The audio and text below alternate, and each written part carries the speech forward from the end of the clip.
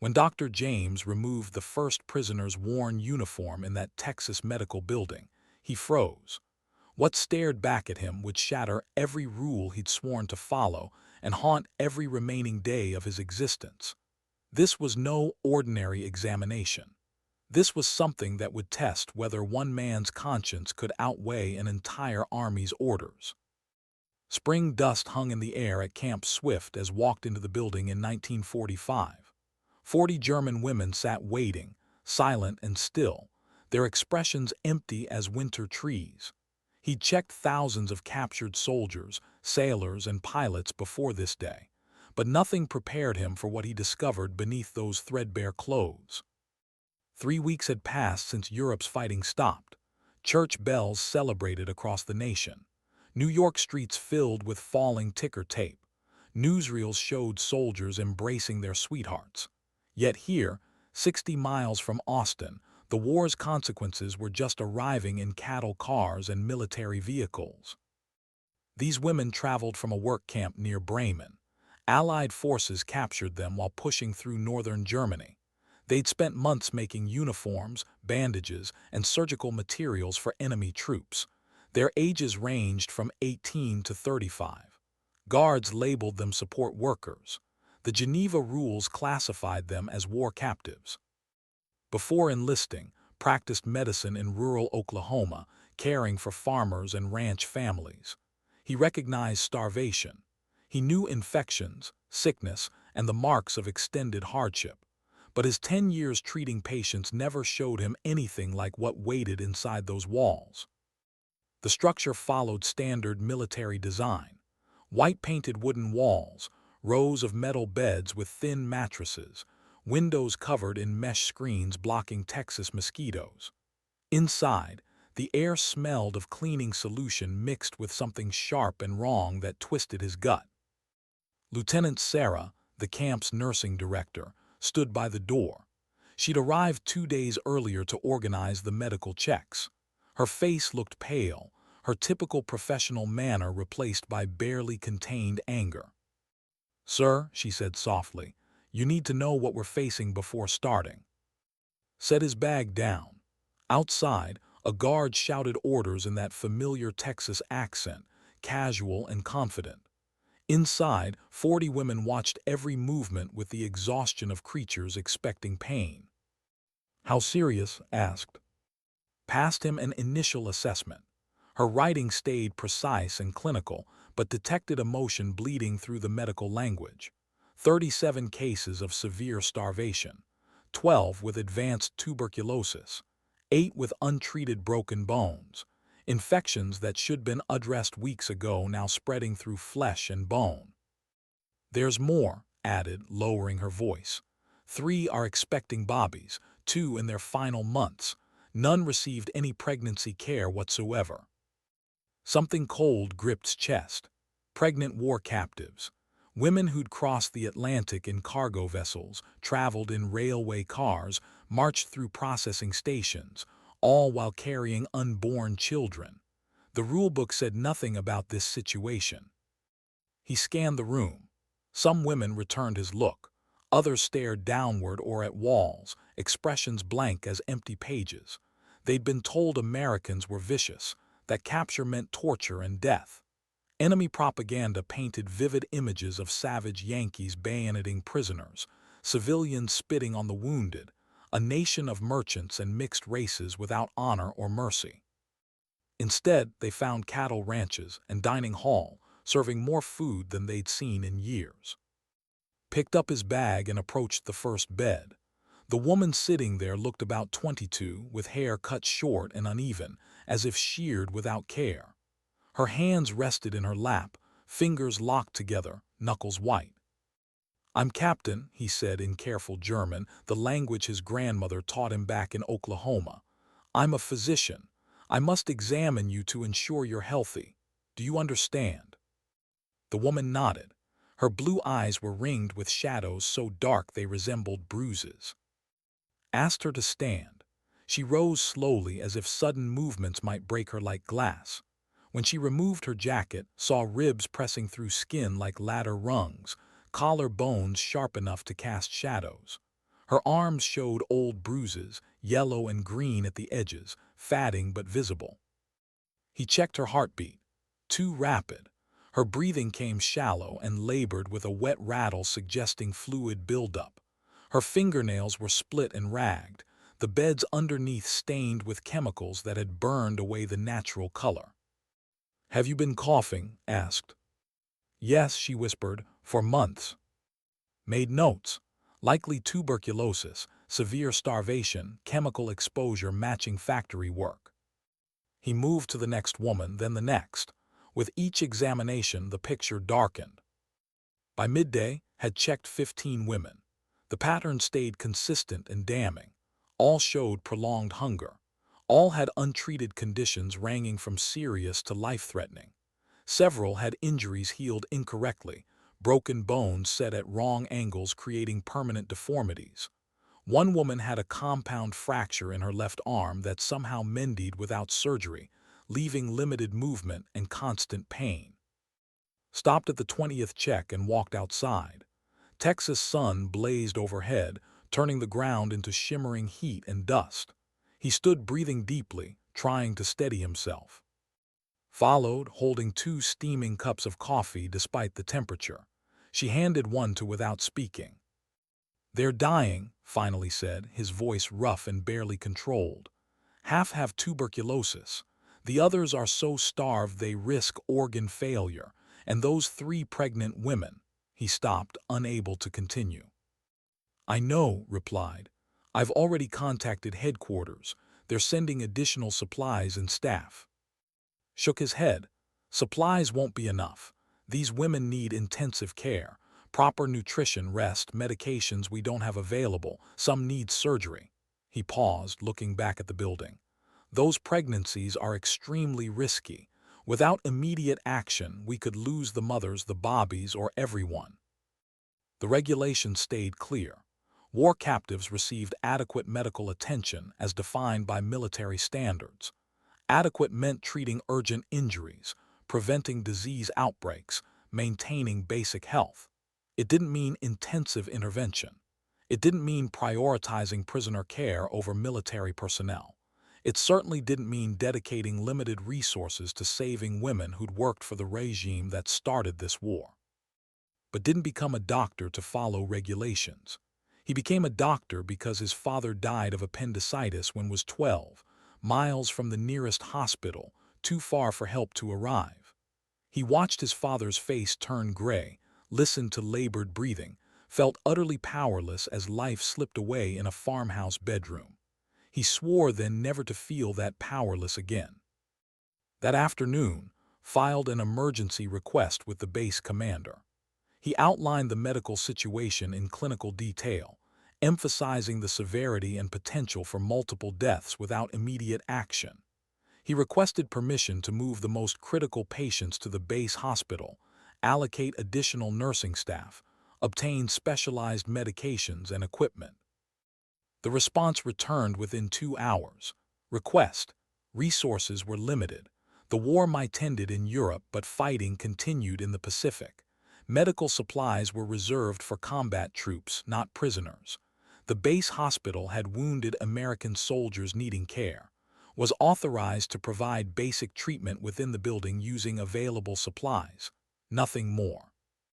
Read the response 3 times, his jaw tightening with each pass. Then he folded the paper, placed it in his desk drawer, and walked back to the medical building. Was treating one of the pregnant women when returned. The woman lay on a bed, her swollen belly visible beneath a thin blanket, breathing shallow and rapid. Had started an IV line pumping precious fluids into veins that looked ready to collapse. "How is she?" asked. "Preeclampsia," replied without looking up. "Blood pressure dangerously high. She needs to deliver soon or we risk losing both her and the baby." Moved beside the woman. Her name was Margaret, according to intake papers. 24 years old, a seamstress before the war, recruited for textile factories when the regime demanded total mobilization. She had a husband somewhere, captured by Russian forces during the retreat from Poland. She had no way of knowing if he lived or died. Margot's eyes opened. They were gray, clouded with pain and exhaustion. She looked at with an expression he'd never forget. Not fear, not anger, but resigned acceptance that tightened his throat. "Am I dying?" she asked in broken English.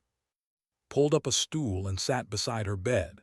He took her hand carefully, mindful of the IV line. Her skin felt cold despite the Texas heat. "No," he said firmly. "You're not dying, not on my watch." That evening broke the first rule. He requisitioned medical supplies marked for military personnel and redirected them to the prisoner building. Antibiotics, vitamins, clean linens, proper bandages. He signed requisition forms with creative descriptions that would pass through the supply chain without raising immediate questions. The next morning, he broke the second rule. He brought in civilian physicians from Austin, colleagues he'd trained with before the war, people who understood that medical ethics crossed nationality and politics. They came quietly, arriving in unmarked vehicles, carrying their own equipment, asking no questions about authorization or payment. By the third day, had transformed the prisoner building into a working field hospital. He created sections for different conditions. One area for tuberculosis patients, isolated to prevent spread. Another for general starvation cases with carefully planned feeding schedules to prevent refeeding syndrome. A third for pregnant women, monitored constantly for complication signs. The base commander learned about unauthorized activities on the fourth day. He summoned to his office a converted warehouse smelling of cigar smoke and old paper. Colonel Warren sat behind a desk stacked with reports, his face weathered from decades of military service, his eyes hard as stone. "Captain," Warren began, his voice carrying that particular tone of authority expecting immediate compliance. "You've been operating outside your assigned parameters. You've redirected military supplies, brought in unauthorized personnel, and exceeded your medical authority." He paused, letting the words settle. "Do you have anything to say in your defense?" Stood at attention, his mind racing through possible responses. He could apologize, claim ignorance of regulations, promise to comply with orders going forward. He could protect his career, avoid court-martial, maintain the military discipline holding the entire structure together. Instead, he said, "Sir, with respect, those women are dying. I took an oath to preserve life. That oath doesn't include footnotes about nationality or prisoner status." Warren leaned back in his chair.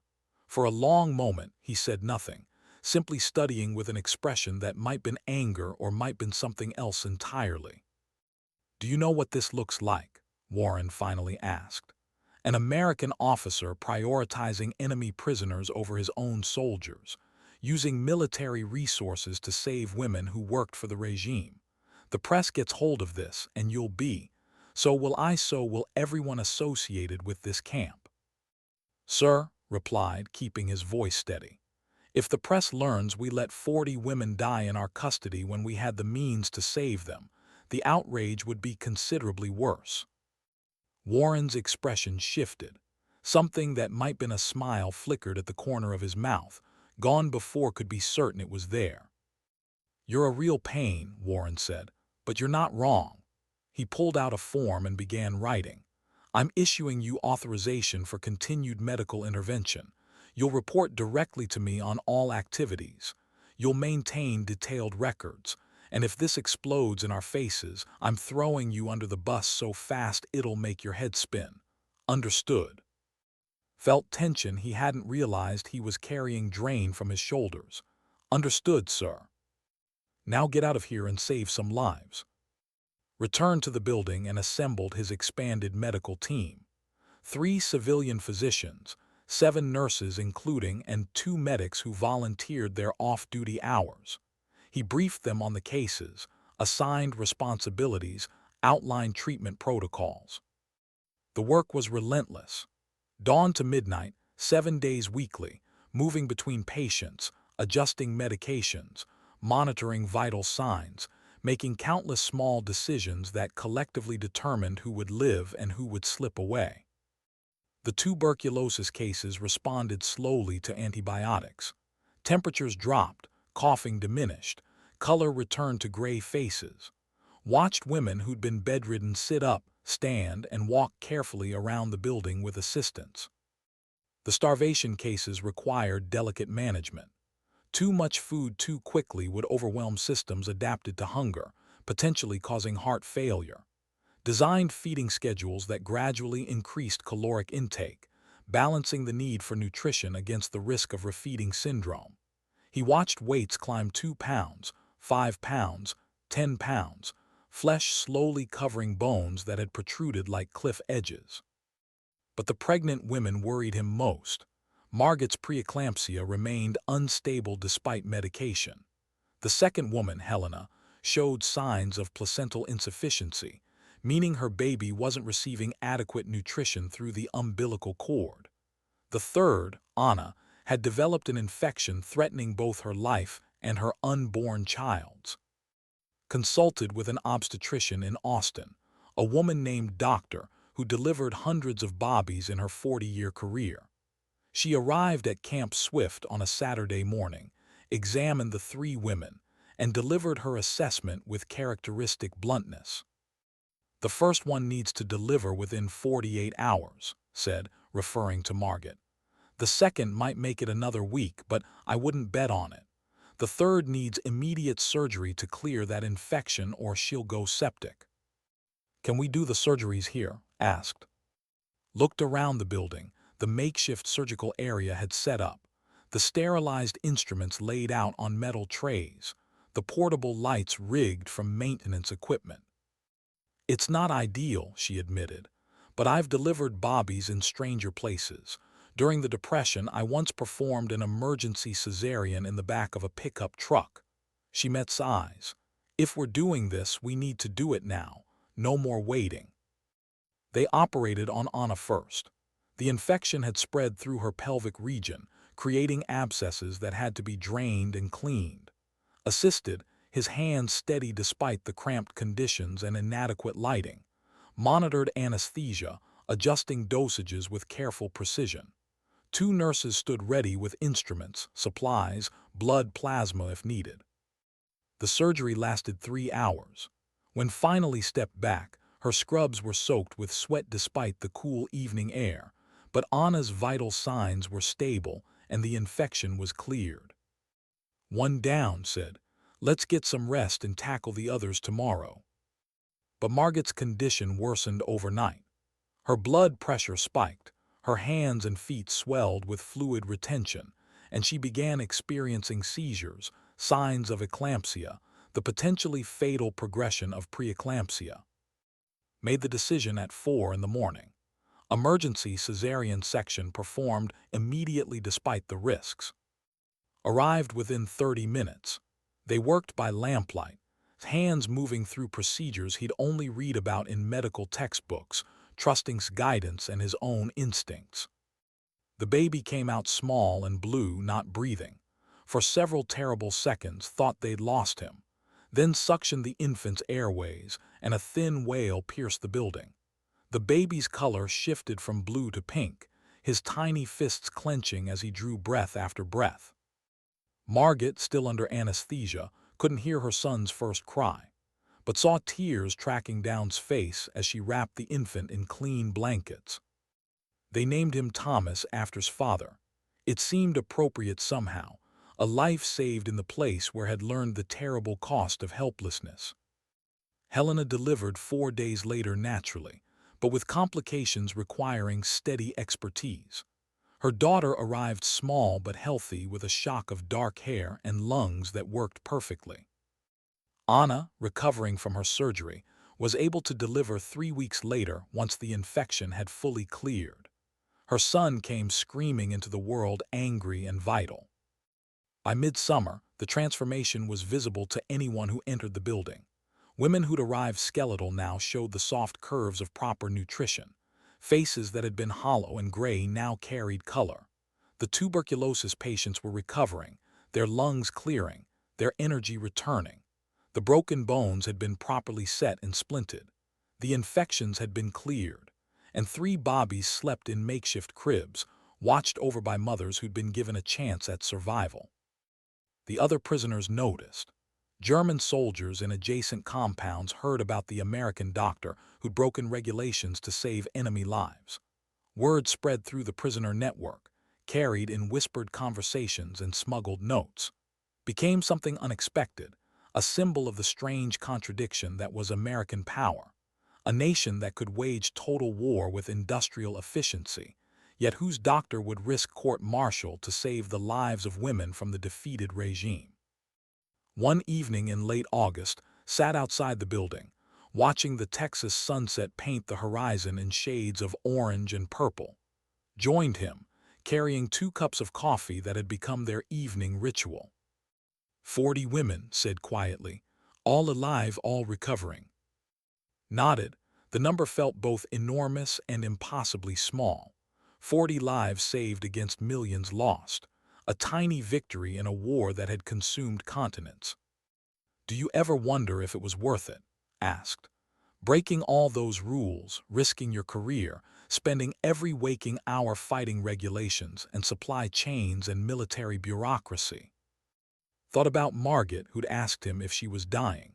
He thought about Thomas's first breath, Helena's daughter's fierce cry, Anna's son's vital rage. He thought about the women who could now walk unassisted, who laughed sometimes, who sang German folk songs in the evenings when they thought no one was listening. Every single day, replied, and every single day the answer is yes. The war ended in the Pacific in September. Japan surrendered after the deployment of weapons so devastating that could barely comprehend the reports filtering through military channels. The world began the long, painful process of reconstruction, counting the dead, figuring out how to build peace from the ashes of total war. The German women were eventually returned home, sent back to a homeland that no longer existed in the form they remembered, received letters occasionally, updates about their lives. Margaret found her husband alive, reunited with him and Thomas in a displaced persons camp near Hamburg. Helena became a teacher, raising her daughter in a country learning to confront its past. Anna immigrated to Canada with her son, built a new life in a place without the weight of old memories. Stayed in the Army for another 5 years, then returned to Oklahoma. He opened a practice in the same rural area where his father had died, treating farmers and ranchers and anyone else who needed care. He never spoke publicly about his time at Camp Swift, never sought recognition or praise for what he'd done. But in his office, barely visible unless you knew to look, he kept a photograph.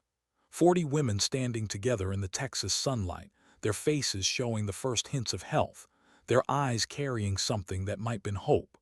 3 Bobbies held in their mother's arms, and in the back corner, barely in frame, Captain James and Lieutenant Sarah, their white coats bright against the dust-brown landscape. Years later, when historians began documenting the prisoner system during the Second World War, they would find detailed medical records. They would read his reports, his unauthorized requisitions, his careful documentation of every decision that had violated regulations in service of the oath he'd taken. They would note that he'd been reprimanded twice, recommended for court-martial once, and ultimately received a commendation from the Surgeon General for exceptional medical service. But the records couldn't capture what himself understood, that the 40 lives saved at Camp Swift represented something larger than medical intervention or humanitarian aid. They represented a choice made by one man in one place at one moment to prioritize the fundamental obligation of medicine over the convenient classifications of wartime politics. In Germany, they'd been workers for the regime, complicit in the machinery of conquest and oppression. In the Atlantic crossing, they'd been prisoners, stripped of identity and agency. But in that Texas building under care, they'd become simply what they always were. Human beings whose lives mattered, whose suffering demanded response, whose survival was worth fighting for, regardless of uniform or nationality or the angry denunciations of those who believed mercy had no place in the aftermath of war. Bobbies grew up. Thomas became an engineer. Helena's daughter became a physician. Anna's son became a teacher. They lived lives their mothers had nearly lost, raised families of their own, contributed to the slow rebuilding of a shattered world. And though most of them never knew the full story of their births, never understood how close they came to never existing, they carried forward something essential. Proof that even in the darkest times, individual choices of compassion could ripple forward through generations. Died in 1983 at age 74 in the same Oklahoma farmhouse where his father had passed decades earlier. His obituary mentioned his military service, his long career in rural medicine, his dedication to his community. It didn't mention Camp Swift or the 40 women or the regulations he broke. But at his funeral, 3 old women attended. They'd traveled from Germany, from Canada, their faces lined with age but still recognizable to anyone who'd seen that photograph. They stood together at the graveside, said nothing, and placed 40 white roses on the casket before departing. The other mourners didn't understand the gesture. Children asked who the women were, what connection they had to their father. But's wife, who'd heard the story late one night many years earlier, simply smiled and said they were people whose lives her husband had touched. It was, she knew, the most profound understatement she would ever make. In the Texas heat of 1945, Captain James had seen women dying and made a choice. Not because regulations authorized it, not because military policy encouraged it, not because anyone would reward or recognize it, but because he was a doctor. And doctors save lives. And some obligations transcend the temporary classifications of war and peace, victor and defeated, us and them. 40 lives, 3 Bobbies, one man who understood that the measure of civilization is not how we treat our friends in times of peace, but how we treat our enemies in times of crisis. The sun set over Camp Swift that August evening, casting long shadows across the compound. Inside the building, women slept peacefully for perhaps the first time since their capture. Bobbies nursed at their mothers' breasts, and Captain sat outside drinking coffee with Lieutenant, knowing that he'd broken every rule in the book, and that he would do it all again without hesitation. Because some things are worth fighting for, even when, especially when, no one is watching, no one is keeping score, and history might never remember your name.